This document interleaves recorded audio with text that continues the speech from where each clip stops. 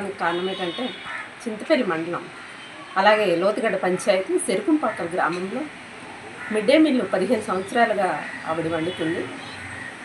వండుతున్న క్రమంలో కుక్కరు పప్పు పెట్టింది. ఆ పప్పు ఉడికిన తర్వాత ఉడికిందా లేదని చూడటానికి వెళ్ళేసరికి సడన్గా కుక్కరు పేలి ఆవిడికి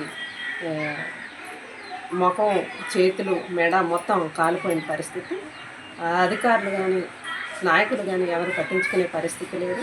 మిడ్ డే మీల్ వాళ్ళకి ఇచ్చే 3,000 సరిపోయే పరిస్థితి కాదు. ప్రభుత్వం వెంటనే స్పందించాలి. సంబంధిత అధికారులు స్పందించి వెంటనే వైద్యం అందించాలి. అలాగే జీతాలు వాళ్ళకు పెంచాలి.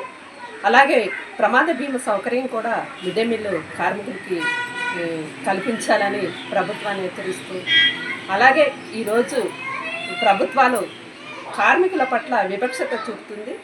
కార్మికులకి కనీస వేతనాలు చెల్లించాలనేసి ఉన్నా సరే చెల్లించే పరిస్థితి లేదు. కార్మికులకు కనీస వేతనాలు ఇవ్వాలి.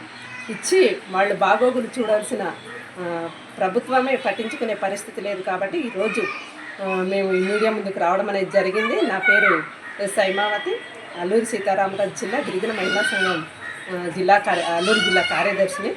ఈరోజు మహిళల పట్ల ప్రభుత్వాలు వివక్షత చూపుతుంది. అలాగే మహిళలు అనేసి అంటే చిన్న చెప్పు.